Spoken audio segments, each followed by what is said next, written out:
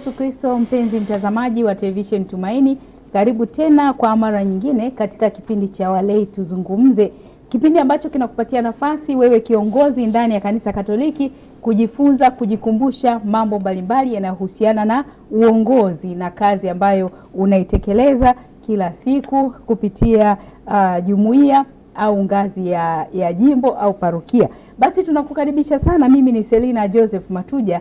Ndani ya studio niko pamoja na Baba Padri Vitalis James Kasembo, mkurugenzi wa utume wa walei Jimbo Kuu Katoliki la Dar es Salaam, lakini pia ni paroko katika parokia ya Mburahati, Jimbo Kuu Katoliki Dar es Salaam. Baba Padri, karibu sana. Asante sana. Tumsifu Yesu Kristo. Milele amina. Naam, karibu tufungulie kipindi chetu kwa sala. Asante. Kwa jina la Baba na la Mwana na Roho Mtakatifu. Amin. Baba yetu uliye mbinguni, jina lako litukuzwe, ufalme wako ufike, utakalo lifanyike duniani kama mbinguni. Utupe leo mkate wetu wa kila siku, utusamee makosa yetu kama tunavyowasamea na sisi waliotukosea. Usitutie katika kishawishi, lakini utuopoe maovuni. Amina. Salamu Maria, umejaa neema, Bwana yu nawe, umebarikiwa kuliko wanawake wote, na Yesu mzao wa tumbo lako amebarikiwa. Maria mtakatifu, mama wa Mungu, utuombee sisi wakosefu, sasa na saa ya kufa kwetu. Amina. Tukuze Baba na Mwana na Roho Mtakatifu, kama mwanzo na sasa na siku zote na milele. Amina. Bikira Maria kikao cha hekima, utuombee. Kwa jina la Baba na la Mwana na Roho Mtakatifu. Amina. Na mpenzi mtazamaji, baada ya sala hiyo tunakukaribisha sasa katika kipindi chetu, ambapo juma lililopita tuliweza kujifunza na kuangalia mambo mbalimbali, hasa tunapoelekea katika uchaguzi wa viongozi ndani ya kanisa Katoliki, na tulifundishwa hapa kwamba kuna sifa mbalimbali za kiongozi, na ndizo ambazo tuliziangalia, sifa za kiongozi bora ndani ya kanisa Katoliki tukazisikia. Lakini leo tutakwenda kuangalia kanuni 5 za kiongozi. Labda utupe sifa 2 tu za kiongozi, alafu baadaye tuende kwenye hizo kanuni. Sifa zipo sifa nyingi, lakini mojawapo ni kujitoa. Kiongozi lazima ujitoe kama Yesu alivyojitoa kwa ajili yetu. Wafilipi sura ya 2 aya 6 hadi ya 11. Alishuka kutoka mbinguni awe sawa na sisi, ili sisi tuwe sawa na Mungu pia. Hiyo sifa ya kwanza. Lakini pia sifa ya pili ya kiongozi, awe mcha Mungu. Awe mcha Mungu, mtu mwenye utauwa. Haiwezekani ukawa kiongozi tu, yani kwamba upo tu kama mfugaji. Yani upo tu, yani kwamba unategemea mizimu. Upo tu kiongozi, yani unafanya mambo yako tu ya ajabu ajabu. Habari ya Mungu haiko na wewe. Kwa hiyo tunategemea tuone kama kiongozi mwenye uchaji wa Mungu, yani kiongozi mwenye imani ndani ya kanisa.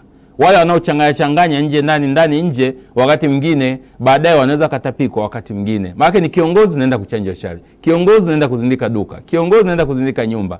Ni kiongozi wa aina gani? Tunataka kiongozi unayemtegemea Mungu kwanza, na mimi mwingine ndo ataweza kufuata. Kwa hiyo ningeweza kusema 2 kwanza hizo. Haya, basi bila shaka na wewe umezifahamu hizo 2 na zingine ambazo tulifahamishwa kipindi kilichopita, utakuwa unazizingatia. Basi tuende moja kwa moja tuone hizi kanuni za kiongozi. Asante.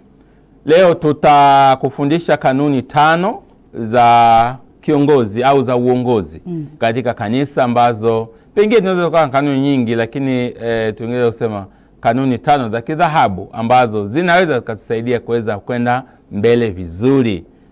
Na tumechukua reference ya kitabu cha Kutoka, namna ambavyo Musa alitumia pia kanuni hizo, na basi uongozi wake ukaenda kama tunavyousoma pia katika maandiko matakatifu. Kanuni ya kwanza ni kuwajibika. Kuwajibika. Tunawafundisha kwamba kiongozi anapokuwa anachaguliwa, kanuni mojawapo ni kuwafunza watu kuwajibika. Wakati mwingine tumekuwa ni viongozi, lakini hatuwajibiki, hatujiwajibishi, hatuwajibishi watu, kwa sababu ni rafiki, kwa sababu ni ndugu, kwa sababu ni kabila langu, kwa sababu tulisoma naye, kwa sababu tu tunakunywa bia pamoja, kwa sababu tu tunakula nyama choma pamoja, kwa sababu tu. Lakini ule utume kabisa hatuendi. Na unaweza kukuta kwamba mtu anavurunda tu, tunamwacha kwa sababu ya maslahi fulani. Sasa hilo moja wapo kanuni, tukitaka tuweze kwenda mbele vizuri. Na mwaka huu wa uchaguzi tumesema ni mwaka ambao ni wa pekee, haijawahi kutokea. Jimbo kuu la Dar es Salaam tunakwenda kufanya mapinduzi ya kiuinjilishaji, na hilo utaliona takavyoendelea pia. Na watu walivyosema kila parokia wanapaswa wapate semina elekezi ndani ya misa. Maana yake watakaochagua na watakaochaguliwa umo kwa pamoja watapigwa semina, iwe mwanzo wa misa, iwe baada ya misa na kadhalika. Pia siku ya uchaguzi nao watapigwa semina pia, na baada ya kuchaguliwa watakuwa na semina elekezi kwa miezi mitatu, siku 90. Kwa hiyo yote hiyo tunataka kuona kwamba tufanye mapinduzi ndani ya jimbo letu kwa Dar es Salaam, na mimi ninaamini yatazaa matunda mazuri. Kutakuwa na mtazamo chanya. Kwa hiyo wale wanaokwenda kuchagua au kuchaguliwa au kusimamia uchaguzi, kanuni mojawapo ni kwamba viongozi watakaochaguliwa au sisi tunakwenda kuwachagua viongozi, lazima tuone kwamba viongozi wawajibikaji. Wakati mwingine tumeshindwa kuwajibika, watu wetu wanalalamika huduma haziko nzuri, kwa Kiingereza tunasema customer care na customer service haiko vizuri. Lakini tunaenda tu kwamba sisi ni Wakristo, na wakati mwingine tunakuwa tunalalamika mambo mbalimbali. Lakini tukumbuke kwamba kama tutawajibika vizuri, basi hawa viongozi watakuwa wema, watakuwa wazuri. Sio bora kiongozi, tunasema kiongozi bora. Na kwa mwaka huu Dar es Salaam tunasema mwanzo mwisho kazi kwa kwenda mbele. Hatupoi kwa jina la Yesu. Na tunamwomba Mungu Roho Mtakatifu atusaidie tuweze kwenda kupata viongozi bora watakao kuwa wanawajibika. Tatoa mfano. Tuna viongozi ambao unakuta muumini kwenye jumuiya wakati mwingine hashiriki vizuri, au hajabariki ndoa, anakaa na mwanaume, anakaa na mwanamke. Mungu anamuita, na Mungu akimuita fomu inaletwa, na padi anaanza kutoa sheria na maelekezo kwamba huyu ana kizuizi, hapasi kuja kuletwa kanisani. Naanza kusema baba paroko, basi utuletee hata katekista.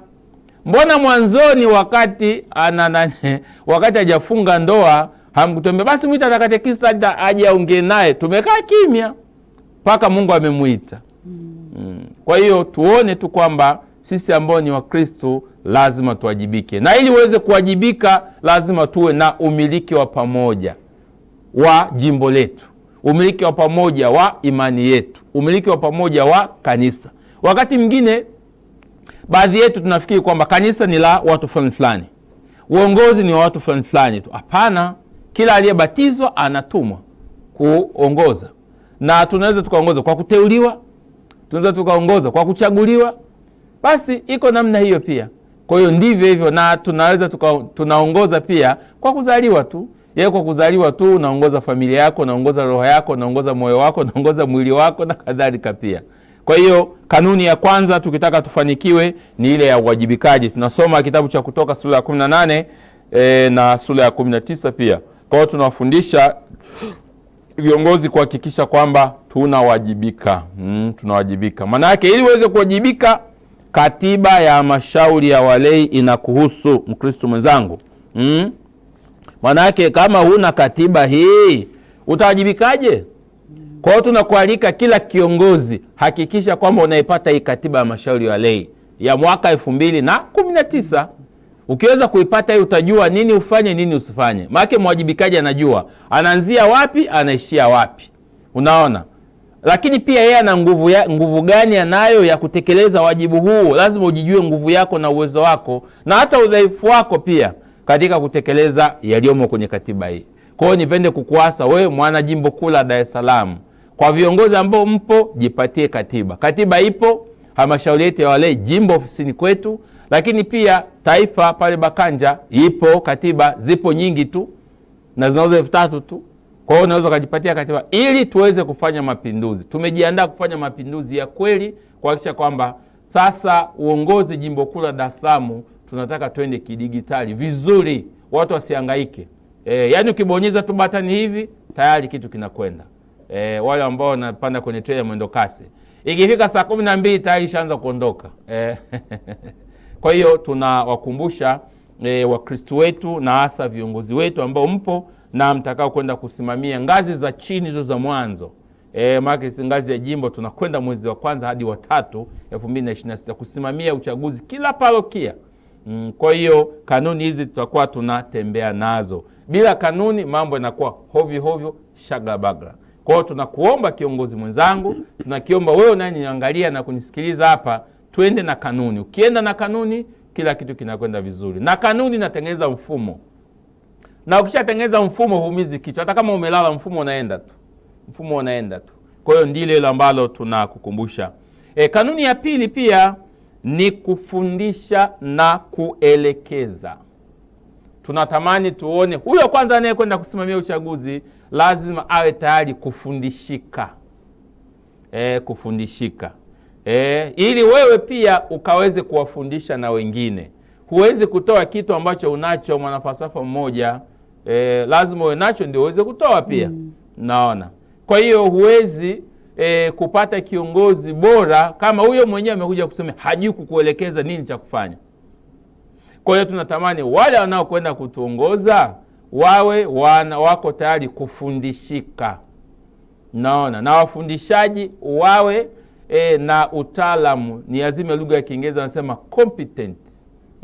Wajue wanaongea nini ambacho ni msimamo wa kanisa, ni mwongozo wa kanisa na una maslahi kwa kanisa Katoliki pia. Naona. Of course na jamii pia. Kwa hiyo kanuni ya pili ni kuhakikisha kwamba kufundisha na kuelekeza. Kufundisha na kuelekeza. Maana yake kufundisha jambo moja, kuelekeza pia nao linafuata hapo. Kwa hiyo tunapopewa maelekezo lazima kanuni hiyo tuweze kuifuata ya kupokea maelekezo. Wapo baadhi ya watu hawapokei maelekezo. Kuna maelekezo yanatoka kanisani, parokiani, kwenye kikao cha halmashauri. Baadaye huyo kiongozi kama ni wa mtaa, kama ni kiongozi wa jumuiya anasema eti parokiani wamesema hivi, kuanzia sasa hivi tutazigawa jumuiya. Nyinyi mnasemaje? Haiwezekani, haiwezekani. Basi na mimi naona kweli haiwezekani. Kaya ziko 37. Ni jumuiya moja hiyo, na tumeambiwa jumuiya ziwe kaya 10 mpaka 15. Ukiachia hizi ambazo ziko na umbali, lakini hizi ambazo ziko karibu tuzigawe 10 mpaka 15. Sasa 37.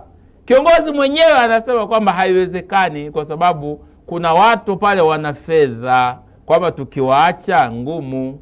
Kuna watu wako bondeni kwamba tukiwaacha hawatakuja kusali, lakini naamini kwamba hata kiumbe, nasema mtoto muda wake kutoka kuzaliwa kishafika, kuna nguvu yeye mwenyewe anajisukuma kutoka. Kwa hata kiongozi ni kwamba tayari wakishaaminishwa na kufundishwa na kuelekezwa wataweza kwenda vizuri. Kwa tuzigawe jumuiya kwa maslahi mapana ya kanisa leo, kesho na kesho kutwa.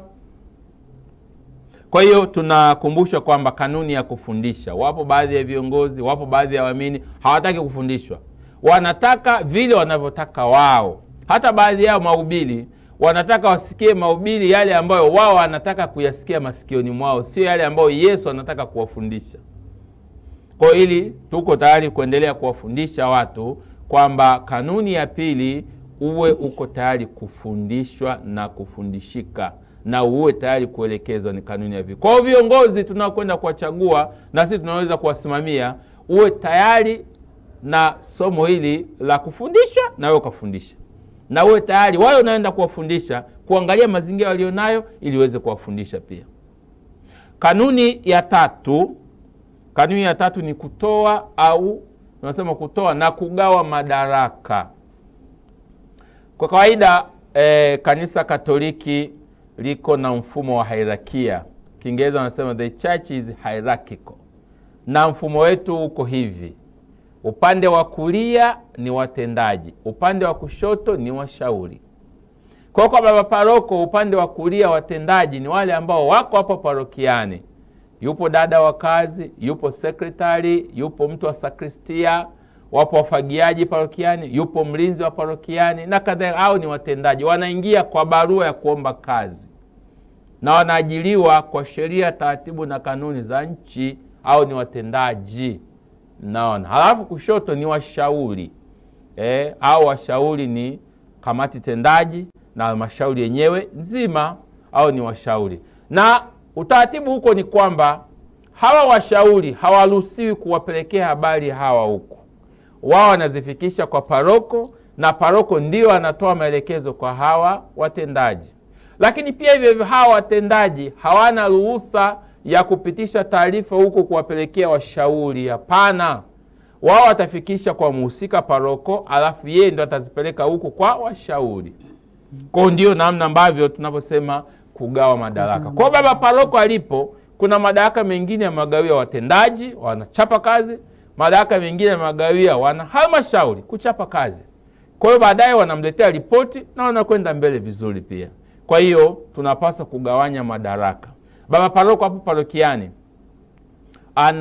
zipo kamati mbalimbali. Kwa mfano, kamati ya mwenyekiti, ambaye ni mwenyekiti, kamati ya malezi, familia na afya. Kwa hiyo huko sasa baba paroko anateua watu wa kumsaidia malezi ya familia. Katika nyakati hizi tunapata changamoto kubwa sana. Baadhi yetu hawataki kuamini kwamba eti Mungu yupo. Baadhi ya vijana wanasema Mungu hayupo, tule maisha tu. Huyu Mungu kama tunasubua na sheria zake. Wapo baadhi ya watu hivyo wamefikia hatua hiyo ya kusema kwamba Mungu hayupo, kwa hiyo bora tuendelee tu na maisha yetu. Kwa hiyo mwenyekiti una kazi ya kuhakikisha kwamba unatoa elimu hasa kwa vijana. Baadhi yao wamesoma sana tu, wanafika hataki kwenda kanisani, hawataki kwenda jumuiya na kadhalika pia. Lakini pia wapo baadhi ya wazazi ambao wengine wanatumia vidhibiti mimba wakifikiri kwamba ndio njia ya kupata maendeleo. Lakini sisi tunawaambia upo mpango wa uzazi kwa njia ya asili, ufata au uimarishaji wa familia. Kwa hiyo ni nafasi yako wewe mwenyekiti kuendelea kuwafundisha na kuelekeza. Kwa hiyo unachukua kamati fulani au unateua kamati fulani kwa ajili ya kusimamia masuala haya. Pia makamu mwenyekiti habari ya liturujia. Namna gani misa ina sehemu kuu mbili, liturujia ya neno, liturujia ya Ekaristi Takatifu. Tunaanza wapi, tunamaliza wapi? Kwa hiyo iwepo kamati maalum ya kumsaidia baba paroko kuhakikisha kwamba misa zote wapo hao kamati ya liturujia wanasimamia. Katibu pia haki na amani. Na hapo wanateuliwa watu wa kumsaidia baba paroko, ndio yeye kugawa madaraka pia. Kufundisha watu haki zao, haki ya kwenda kupiga kura, haki ya kujiandikisha, unaona, haki ya enda kujiunga na chama cha siasa, unaona. Kwa hiyo hayo, haki ya kuingia pia kwenye siasa pia, unaona. Alafu katibu msaidizi kamati yake ndogo ya mafundisho ya dini na teolojia. Namna gani tunawalea watoto wetu ambao wako shuleni? Tuna mahangaiko makubwa katika shule zetu kwamba inapofika kipindi cha dini tu kwamba watoto wetu wa Kikatoliki wengine wanabaki hawana walimu, ndio wanajisokomeza huko kwenye madhehebu mengine. Unakuta wanapokea mambo ambayo sio. Na walimu wetu wa Katoliki wapo hapo. Makatekista hawatoshi wakati mwingine. Na hata wale tunaomba kuja wakati mwingine parokia haijiwezi sana kuwapa posho. Kwa hiyo tunapoongea mafundisho ya dini na teolojia, tuone je, parokia zetu zina timu za uinjilishaji, watu wa kutufundisha kuhusu utoaji, watu wa kutufundisha kuhusu kujitoa katika kanisa, watu wa kutufundisha mambo ya liturujia na kadhalika pia, mambo ya imani, mambo ya msalaba, mambo ya Bikira Maria, mambo ya masakramenti, kuungama, namna gani anaweza kutufundisha pia. Kwa hiyo ndio katibu msaidizi kitengo chake. Kwa hiyo kuna kamati ndogo ambayo mwenyekiti wake ni katibu, ambapo hao wanamsaidia baba paroko. Halafu kuna mtunza hazina. Mhazini mwenyewe ni baba paroko. Huyo mtunza hazina yeye naye ana kamati yake ya uchumi na mipango. Wale ndio wanaturatibisha mipango yote, namna ya kupata fedha, namna matumizi yanavyoenda hapo parokiani, vipaumbele ni vipi, tuanze kipi, tumalize na kipi. Kwa hiyo hao ni wanakamati ambao tunaongea juu ya kanuni ya kugawa madaraka. Ukigawa madaraka unarahisisha. Tunafahamu kabisa hata mzigo wa kuni, kwamba kuni zikiwa nyingi zinafungwa kwa pamoja, ni nyingi, naona. Lakini kuni ikiwa moja wakati mwingine inabaki yenyewe tu. Kwa hiyo tunakumbusha kwamba ili mzigo uwe rahisi ni kwamba gawa madaraka hayo, huyu mpe huyu, huyu mpe hiki, huyu mpe. Kwa hiyo unakuta mambo yanakuwa sawa, ila tu walete ripoti kwa muda. Jimbo kuu la Dar es Salaam unafahamu kabisa kwamba kila baada ya miezi 4 tunapaswa kupata ripoti ya vyama vya kitume vyote. kamati zisizo za katiba zote, lakini pia kamati tendaji za dekania zote na kamati zote za kikatiba katika ngazi za dekania na hizi ngazi za jimbo. Kila baada ya miezi 4 tunapaswa kupata ripoti. Walifanya nini, wanafanya nini, wanategemea kufanya nini juu ya utendaji, juu ya imani, juu ya mpango mkakati wetu wa miaka 3, juu ya imani, uongozi, maendeleo na tathmini. Naona maka ndio mpango mkakati wetu wa kila baada ya miaka 3 pia tunaendelea kureview. Kwa hiyo tunaona namna gani kiongozi unaweza kugawa madaraka, lakini unapogawa madaraka hakikisha kwamba jicho lako liko hapo, mikono yako iko hivi, kwamba unaendelea kufanya monitoring, kuongoza kwa macho. Kama kuna kitu unanyosha mkono, unasema hapa haiendi, tunaenda hivi. Na ndio maana nasema kanuni nyingine, kiongozi anataka kufundishika na kufundisha pia. Kwa wewe kiongozi unayegawa madaraka, kuna mwingine unagawa madaraka mambo yanaenda hovyo.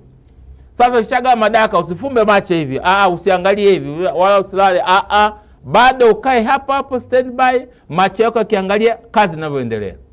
Kama ndio maana kazi ya kiongozi, unapogawa madaraka usikae tu hivi, baki unaangalia. Na paroko anapogawa madaraka yupo bado anaangalia. Japo wengine wanamzunguka wakati mwingine anaangalia tu, anahurumia pia. Wanafikiri wamempiga, lakini kumbe yeye anajua vizuri, anaangalieni tu. Anaangalieni tu. Kanuni nyingine ya 4 ni muundo wa uongozi. Muundo wa uongozi. Muundo wa uongozi kama hauko vizuri, kwa kweli kiongozi hata angekuwa na sifa zipi ni hamna kitu. Tunapoongea muundo wa uongozi, unakuta mwenyekiti kweli anaweza vizuri, lakini makamu mwenyekiti, kadi msaidizi wote tabulalaza. Hapo kwa kweli kazi haitakwenda. Au muundo wa uongozi ni kwamba mwenyekiti mpaka mhazini wote watabulalaza, yani wapo kama wapo. Kwa kweli baba paroko atapata wakati mgumu sana katika utekelezaji pia. Lakini hapo inawezekana kabisa mwenyekiti, makamu mwenyekiti, katibu wote wazuri, lakini mhazini tabulalaza. Hapo kwa kweli hali ni ngumu pia. Kwa hiyo tunatamani kuona kwamba mmoja azungukwe na majabali ambayo tayari kwenye uchaguzi sifa za uongozi tumeshaweza kuwaona wale ambao wako vizuri. Kama ni katibu, mtaalamu wa kompyuta. Kama ni mwenyekiti, wala wana uwezo katika utawala. Tunaangalia hata familia yake inakwenda vizuri. Naona. Kwa hiyo tunapoongea muundo wa uongozi lazima ukae katika safu iliyo njema. Na ndio maana anasema sifa nyingine ya kiongozi akubalike na hierarchia pia. Sasa tunasema kukubali maana yake lazima wapange watu. Ukitaka watu wachaguliwe hovyo utakuja kuokota mabua.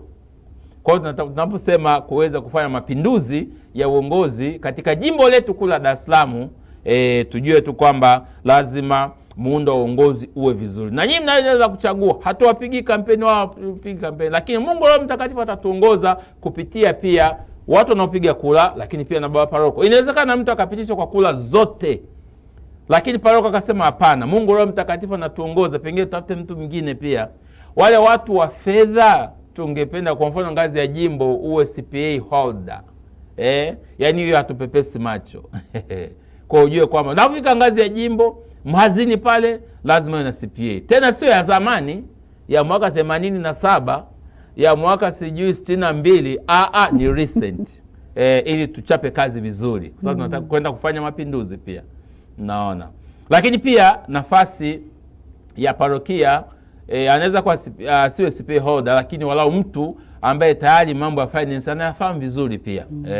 Anafahamu. Katibu pia uwe mtu wa mitandao, walau unaweza kutusaidia kurusha taarifa vizuri na mambo yanaweza kwenda tu vizuri. Mwenyekiti basi uwe mtu ambaye angalau pia habari ya utawala iko vizuri pia. Na tusimchague tu mwenyekiti kwa mhemuko. Yupo kwa sababu anaweza siasa, na huku sio wote ambao wanaweza kupiga pepe wanaweza kutuongoza. Wengine wanaweza kutupeleka shimoni.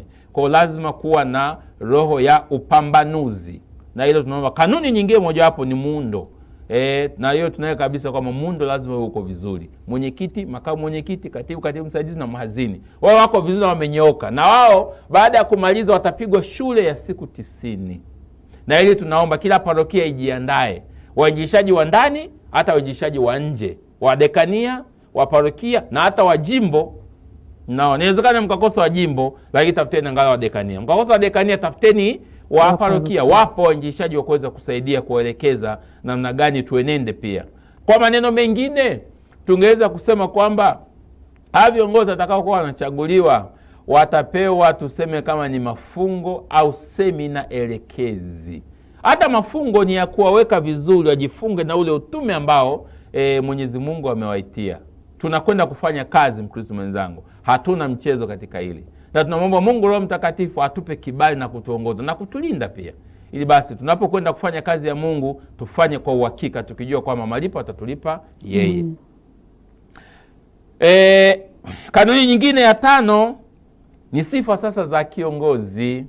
Asiwe kiongozi anayependa fedha, asiwe kiongozi mdhalimu, asiwe kiongozi anayeuza madawa kulevya, asiwe kiongozi mtapeli, asiwe kiongozi muongo, asiwe kiongozi ambaye hawajibiki, ambaye sio mkweli. Unaona, akisema ndio kata nusu. Kitu fanya kitatokea, ndio father. Ndio father. Father tena hudumu hata usife, hata ukifa usioze, sio nini. Huyo angalia kabisa.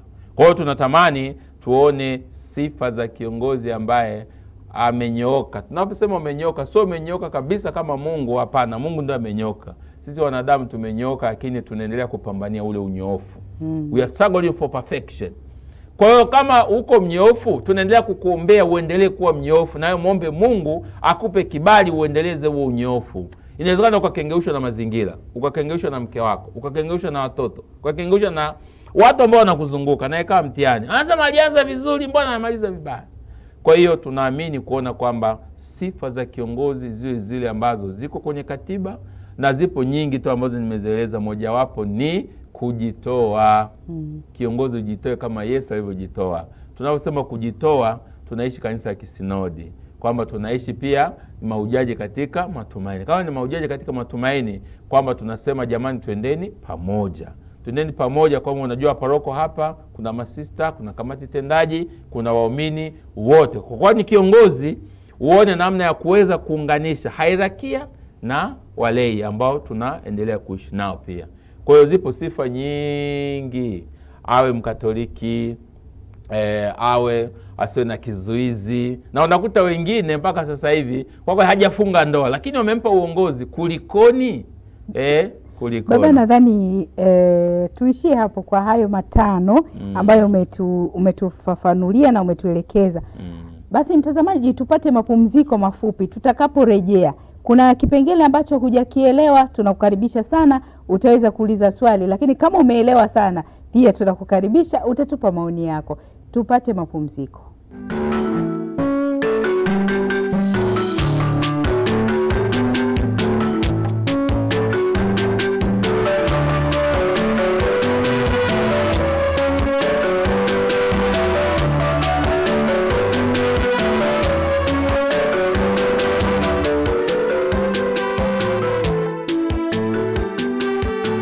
Na mtazamaji, baada ya kupata mapumziko mafupi, na sasa tunaendelea. Kumbuka tu Baba Padri alikuwa akizungumzia kanuni 5 za uongozi. Kanuni 5 za uongozi ambazo amezifafanua vema kabisa. Bila shaka wewe 1 au 2 unazifahamu. Mimi nimepata za kwangu chache hapa. Kiongozi anatakiwa kuwa mwajibikaji, pia anatakiwa kufundishika na awe anaelezeka. Na lingine, nadhani hayo mengine wewe ndio nayo. Yako 5. Labda baba tuulize, kabla mtazamaji pia wewe una swali bila shaka. Unaweza ukaangalia nambari hizo zinapita hapo kwenye runinga yako, andika swali ili uweze kutoka kwenye huo utata. Katika haya mambo 5 ambayo baba ameyazungumza ni ya msingi. Kuna baadhi ya watu ambao pengine wanachaguliwa, tumeona kwenye viongozi ambao wako unakuta ana sifa zote, lakini ikifika kwenye masuala yale ya imani tunamwona anarudi nyuma, anaachia labda pengine watu wengine ndio waseme, watu wengine ndio wajibilishe kwenye mambo ya dini na nini, yeye anabaki kando kwa kuzungumzia masuala mengine ya michango labda nini. Huyu kiongozi sasa watu watamfahamu vipi ikiwa anazo sifa zote, lakini ikifika kwenye imani tu anashuka chini? Ndiyo maana tunaelezwa kwamba tuwe tayari kufundishika na kufundisha. Kiongozi inawezekana kweli amezaliwa hivyo huko kwenye kabila lake, na sio Afrika wengi tuna kitu tunaita dini maumbile. Dini maumbile. haya. Kama ulikuwa ujui, inaitwa dini maumbile. Yaani dini maumbile ni kwamba yani mtu haamini kwamba anaweza kuishi hivi hivi bila kuwa na ushirikina. Hawezi kuishi hivi bila kuzindika nyumba au kujizindika mwenyewe. Kabila yake wamekuzwa hivyo, kuzindika shamba, kuzindika duka, kuzindika sijui nini na kadhalika. Yaani haamini hilo. Hata kama ni Mkristo Mkatoliki, bado tuna mahangaiko. Hiyo inaitwa dini maumbile. Yaani maumbile tu yanakudai kwamba kuna kitu cha ziada ambacho lazima ukifanye ambacho huwezi kukiona. Lakini sisi tunafundisha kwamba sisi ambao ni Wakristo tayari umezaliwa na ukishabatizwa tayari ni mtoto wa Mungu. Sio mtoto huko. Sasa dini maumbile ndio inahusisha upande wa pili. Upande wa pili ambao tuongee sana, ambao tunapata nao tabu sana. Sababu dini maumbile inakudai na yenyewe. Inakudai kwamba uendelee kutumika hivyo. Kwa mfano umezindika nyumba yako. Baadaye mapanya akaanza kuleta fujo, kaenda kwa mganga sema inabidi tuongeze dawa. Alafu inabidi tuongeze pia kukupa wewe nguvu zaidi pia. Lakini pia wale kwa mfano wale watu ambao hawapati mtoto. Sasa ukienda kwa mganga ukapata mtoto, mtoto sio wako, ni wa mganga. Maana yake lazima mweke dawa ili aendelee kuishi. Akiumwa tu kidogo, anasema ukimpeleka kwa mtu mwingine amekufa. Kumbe yeye mwenyewe ndiye amekufanyia uhuni huo. Kwa sisi ambao ni Wakristo tunaalikwa kwamba kumwamini Mungu. Mungu kwanza. Kwa sababu Mungu ameumba hata hayo makorokoro mengine hayo. Unaona? Kwa hiyo dini maumbile uweka kule, wewe simama na Mungu. Ukishasimama na Mungu, basi mambo yataweza kwenda vizuri. Na imani tunaishi, lakini pia imani inakuwa hatua kwa hatua. Huwa tunategemea kwa kiongozi huyu kwamba ajitahidi. Wapo baadhi ya kiongozi, yani ni kiongozi lakini ushirikina ndio mpango mzima. Bado anapiga lamri, bado anazindika nyumba, anazindika mpaka watoto wakati mwingine. Kwa hiyo wakati mwingine tunakumbushwa kwamba sisi ambao ni Wakristo imani yetu ni kwa Mungu. Na Mungu ndio huyu Mungu mmoja katika nafsi tatu. Mungu Baba, Mwana na Roho Mtakatifu. Hatuna njia nyingine. Lakini pia tuwakumbusha watu. Hapa baba sijakuelewa kidogo. Ndiyo. Umesema yani yeye ni mshirikina, anajizindika mwenyewe, anawazindika mpaka na watoto. Sasa ina maana hapa afanyeje? Ajizindike mwenyewe? Yani kwamba anajiwekea dawa kuchanja chale, alafu anambia na watoto wangu wote lazima wachanje chale kuwalinda wasishtuke usiku. Wasilielie usiku. Kuna wengine unalao naamka asubuhi uko chini. Kwa mtu anaona ngumu kusali. Ngumu kwenda kuungama. Bora nitumie njia ya mkato. Sasa njia ya mkato inakuwa ni ndefu. Shortcut is a long cut. Watu wanasema. Yaani kutia njia ya mkato kitonga, utataweza mpaka utaanguka kule. Lakini tumia njia ya ambayo ni slow but sure. Yaani Mungu huyo yupo na anazisikia sala zetu na atakulinda kwa jina la Yesu. Haya, kuna mmoja hapa anasema, ndugu zangu tumsifu Yesu Kristo. Milele amina. Anasema kuna baadhi ya viongozi ambao wako madarakani hawagawi madaraka, kila kitu anafanya mwenyewe. Hilo nalo ni changamoto. Wapo watu ambao wako katika yale makundi manne kwenye saikolojia, phlegmatic, choleric, melancholic. Kwa hiyo hao wakati mwingine kuna mtu kabisa anataka kila kitu afanye mwenyewe. Na ana ubavu kweli, lakini sio. Ni kama tunataka kuambia inawezekana mtu hata wewe na mabilioni mangapi, hatuwezi kukuruhusu kajenga kanisa peke yako. Na hatuwezi kukuruhusu kwa sababu utawanyima wengine baraka. Tunajenga kidogo mpaka kanisa linaisha la Mungu, ili wote tupate baraka pia. Kwa hiyo tunataka kusema kwamba hao viongozi ambao hawagawi madaraka, uongozi wamevunja hiyo kanuni ya kugawa madaraka. Kwa hiyo kitakachokuja kutokea akiondoka tu huyo pamefeli. Sasa kwa anafanya kila kitu mwenyewe. Na wakati mwingine watu wanakuangalia tu, tunataka madaraka ufanye mwenyewe. Basi fanya. Unafanya kweli, unaenda vizuri, lakini siku ukifa, siku ukiumwa umelazwa hospitali, siku umegongwa na bodaboda, siku umegongwa bajaji yako imegongwa, au itakwenda kufuata hospitali. Na huwezi na wewe unauma kichwa hata kimeshabongonyeka huku na huku, utaweza wapi? Kwa hiyo jumuiya inalala. Na zipo jumuiya hizo kwamba yule baba alikuwa anafanya kila kitu, tena michango wakati mwingine anatoa hela yake mwenyewe. Baada ya kushirikisha waumini anatoa yeye mwenyewe, anakuja kwambia umetoa waumini. Haya, baada ya kufa huyo baba, basi tena jumuiya imedorora, imezorota mpaka ikaja ikaamke miaka 2. Kwa hiyo hilo ni kosa kanuni ni kwamba tushirikishe madaraka na mzigo utakuwa mwepesi. Huyu anasema mapendo daima. Anasema kwa majina anaitwa Rosie Felix. Anatoka parokia gani? Natokea parokia ya Morogoro. Safi. Morogoro kubwa. Morogoro kubwa. Haya, nilikuwa nauliza hivi, yaani mtu ambaye hajafunga ndoa anaweza kuchaguliwa kwenda kugombea kuwa kiongozi kwenye kanisa? Tena kanisa hatugombei, unachaguliwa. Mtu ambaye hajafunga ndoa haki yake anayo. Ila wewe ambaye unakaa na mwanaume, unakaa na mwanamke, hujafunga ndoa, huwezi kuchaguliwa kwa sababu una kizuizi. Ila kama hujaolewa, hujaoa, uko tu mbaba mama, unachaguliwa tu, hamna shida. Ila tuko na ile wanaoolewa wanaoa usiku wanaacha asubuhi, au nao wako matatani. Sasa hiyo hatuwezi kuingilia. Hiyo ni wizara mambo ya ndani. Ila wewe mwenyewe ujijue tu kwamba kwa tabia yangu naolewa usiku na kuachika asubuhi, siwezi. Naambia jamani watu, mimi na mambo yangu, siko vizuri ndani bado, kwa sababu na mchepuko wangu kadumu kalita 5 ananihangaisha pia, na bustani la nyanya na vitunguu vinanihangaisha. Ndio unaweza kumweza baba paroko, mimi kwa kweli nina changamoto hii, bado najipanga kuiacha. Kwa hiyo ukishaweka clear kwa baba paroko, basi hiyo haina shida. Lakini wewe ambaye hujaolewa, hujaoa, uko vizuri na mtafuta Yesu vizuri, unachaguliwa tu, wala hamna shida. Kuna ndugu yetu anasema asante sana baba padri kwa ufafanuzi wa kiongozi katika kanisa. Mimi naitwa Erasto Kilongo kutoka parokia ya Igwachanya, jimbo Katoliki la Njombe. Njombe huko Igwachanya, Mungu awabariki sana huko. Tulipita huko wakati fulani. Safi.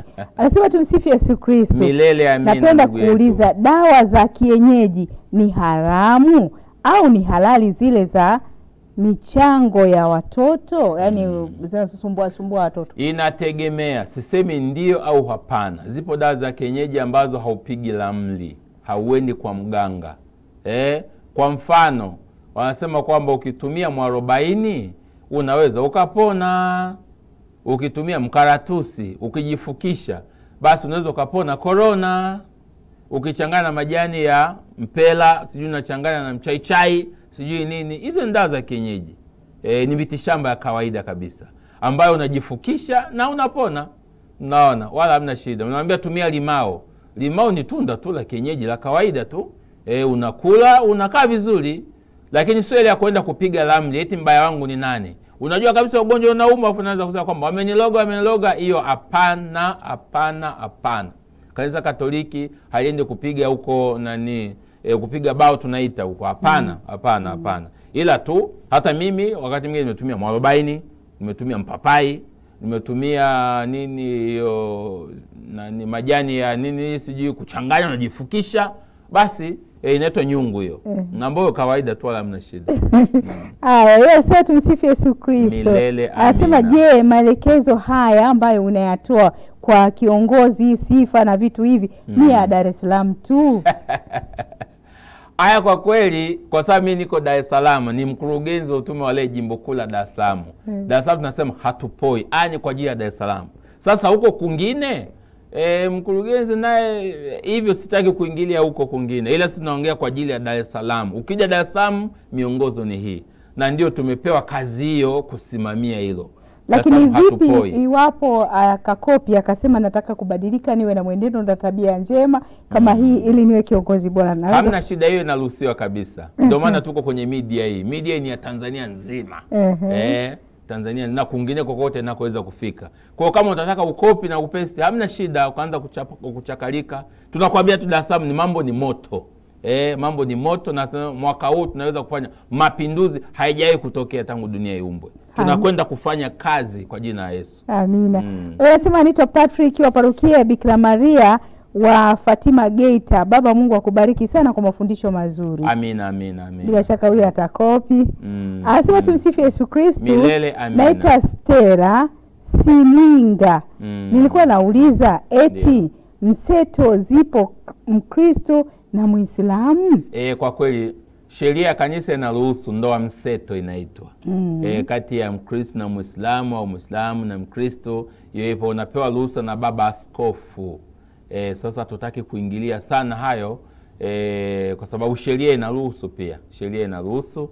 Basi lakini swali lingine tunauliza mpaka ukachukuliwe na nani huyo unayemsema, Kwani wakati wetu umeisha, Mkristo mwenzangu? Hatukatai kupenda, unapenda popote. Lakini tunawashauri wa dada, chezeni kanisani. Utapata vijana wa Katoliki pia. Utapata vijana. Ila hatukatai kama umepata mtu upande mwingine, bado hatukatai. Lakini tunawashauri chezeni mpate wa kwenu hivyo. Haya, tumsifu Yesu Kristo. Naitwa Godfrey Hilarius Sigela, natokea Jimbo Katoliki la Geita, parokia Mtakatifu Bikira Maria wa Fatima, Geita mjini. Hongera sana. Wewe unasema, naomba kuuliza, kuna mtu ana uwezo mzuri wa kuongoza tena yani vizuri, lakini unakuta hana ndoa na pia ana vikwazo. Vipi ikiwa kama tukimchagua? Hapana, huyo achaguliwa, anateuliwa kwenda kwenye kamati zisizo za kikatiba. Kamati zenyewe ni hizi. Kwa mfano, kamati ya ujenzi, kamati ya afya, kamati ya ulinzi. Hizo ni kamati zisizo za kikatiba. Hata kama mtu ana kikwazo lakini anajua kuongoza vizuri, mpeni aongoze kamati hizo zisizo za kikatiba pia. Kamati ya sherehe, anaweza akasaidia kuongoza kwa sababu ana uwezo. Mpeni sherehe zote za parokia ni aongoze yeye. Au MC yote afanye yeye pia. Si ana uwezo? Naona. Na kama ana hela aje achangie kanisa liweze kujengwa. Tujenge uzio ukuta wa kanisa na kadhalika pia. Tufanye maendeleo kama ana uwezo huo. Pole neema ya Mungu itamfuata, atafunga tu ndoa. Ila hawezi kuchaguliwa kikatiba katika hizi nafasi zingine kwa sababu ana kizuizi, na sheria yetu mojawapo asiwe na kizuizi. Haya, huyu anasema tumsifu Yesu Kristo. Milele amina. Namshukuru sana baba kwa kutufafanulia viongozi wa parokia. Sasa mimi nimekuja huku kwetu Njombe, parokia ya Iwemba. Nimeliona hilo, katibu wa parokia hana sakramenti, anaishi na mwanamke, hajafunga ndoa. Sasa sijui anajitambua au ilikuwaje waliomchagua. Sasa mimi naitwa Not Buga. Asante. Katiba hii inatueleza siku zote, Mkristo mwenzangu, bila kanuni mambo yataenda shagabaga. Hata nyumbani kwako kama una kanuni utaenda hovyo. Hata wewe maisha yako mwenyewe lazima ujipe kanuni. Nitaoga lini, saa ngapi, tavaa nguo gani, tavaa kiatu gani, nywele nitanyoa lini. Hizo ni kanuni umejiwekea. Hapo ukishajiwekea kanuni unaenda kwenye mfumo. Ndio sasa mwongozo unatupa. Ukishaweka mfumo tu kila kitu kinaenda vizuri, wala uhangaiki. Kwa hiyo tukifuata katiba, sasa huyo katibu ambaye ana kizuizi, anashaurije watu wakafunge ndoa wakati yeye mwenyewe hajafunga ndoa? Sasa taishia tukisema jamani nie tuendelee tu, Mungu anatupenda, Mungu ni mwema, nini, watu wanaendelea kuzini tu, watu wanaendelea kuiba tu, watu wanaendelea kutokuwajibika kwa sababu yeye mwenyewe hawajibiki. Kwa ndio maana tunasema katibu hao yuko vizuri. Katibu hao vizuri. Mara 100 hata jumuiya ipate viongozi 3 tu. Mwenyekiti, katibu na mhazini ambao hawana kizuizi. Hao wengine watajiseti humo mbele kwa mbele pia. Kwa hiyo tukienda kutumia katiba yetu hatutakuwa na kigugumizi chochote. Nadhani tuelekee kukamilisha kipindi chetu. Anasema tumsifu Yesu Kristo hapo studio. Milele amina. Asanteni sana padri. Kuna viongozi wengine wanachaguana, wanawekana madarakani katika uongozi wa makanisa, wakifuatia kabila. Je, hii ni sawa? Mimi ni Tagama kutoka parokia Karoli Lwanga, Kahama. Nilisema mwanzo kwenye kanuni ya kuwajibika. Tunaposema kuwajibika, unawajibika kwenye uongozi. Hauchagui wana kabila lako, mliosoma nao, sijui mnaofanya nao kazi, wafanya biashara wenzio. Hapana. Kanuni ndio itubebe. Ukienda hivyo hautafika mwisho, kwa sababu itafika jambo fulani ambalo unatakiwa umkemee. Sasa kama ndio umemleta, huwezi kumkemea. Atakungonga mpaka na huwezi kumkemea kwa sababu haukuwajibika katika kumchagua, hukutumia kanuni. Umemleta tu hivi. Ndio maana nasema kwamba hata wale viongozi wanaoteulia, tumchukue tufanye sawa, acheni apigiwe kula. Akishapigiwa kula atakuwa naye na nguvu. Sasa mimi nimeteuliwa, tuna nguvu gani? Siwezi kuwa na nguvu yoyote. Kwa hiyo wale wanaofanya hivyo haipasi. Inawezekana hawajui, haipaswi. Tufate katiba ya halmashauri ya walei Tanzania na itatusaidia kusimama vizuri, kuondoa migogoro yote na kutokuwa na kigugumizi katika lolote. Umeshindwa, kanuni inatuambia inabidi ukae pembeni. Unaweza, unakaa. Uwe umesoma, hujasoma, una utaratibu gani, utakaa hapo kikanuni. Na yote inakwenda vizuri. Na tukiweka kanuni, ndugu zangu, hiyo hata ukiwa umelala kanuni inatembea tu hivi pia. Haya, yapo maswali mengi lakini muda wetu umetuishia. Tuseme asante kwa wale wote ambao wameuliza maswali, tutayatunza na tutaangalia yale yote ambayo muhimu, basi baba ataweza kuyajibu katika kipindi kinacho kijacho. Kwa wakati huu nina jambo langu kabisa. Tumaini Media ndio tunakwenda kwenye bahasha ambazo kila mwanafamilia aweke hela huko. Kwa hiyo tunakwenda kuanza mwezi wetu wa kuchangia mwezi wa moyo mtakatifu wa Yesu. Kumbe ni waombe wana jimbo kuu la Dar es Salaam tuchangie kwa bidii na kwa nguvu, ili utume huu au chombo hiki kiweze kuwafikishia habari njema watu wote. Kwa hiyo usiogope, ni waombe. Kianzio tumeambiwa, kwa hiyo inaweza kwa kianzio ukaweka hata 10,000 hata 100,000 ili basi kuwezesha Tumaini Media. Na hizo bahasha ndugu zangu zisirudi tupu. Tunawaomba na mimi mkurugenzi nawaomba zisirudi tupu ili kuwezesha Tumaini Media. Television mnaoniona sasa hivi, radio inaunguruma sasa hivi, lakini pia magazeti ambayo yanatoka kila wiki ili kukufikishia habari njema. Tumaini Media ni yetu. Ni yetu. Kwa hiyo lazima tuiwezeshe ili iweze kutuwezesha na sisi kusikia habari njema.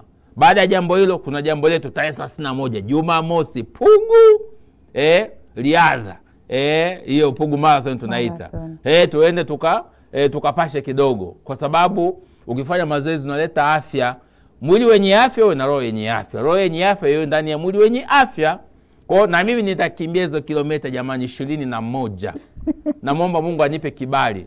Nikiweza kuwa wa kwanza haya, nikiweza kuwa hata wa pili haya. Kwa hiyo nawaomba muungane na mimi na wote ambao bado hujajiandikisha tuendelee kujiandikisha. Basi na mimi tayari nimeshapata jezi zangu, nimeshinda kuja nazo hapa, lakini zipo tayari nishapata. Kwa hiyo siku hiyo mtaniona nalindima kwa jina Yesu. Na nzuri mwandishi nipo.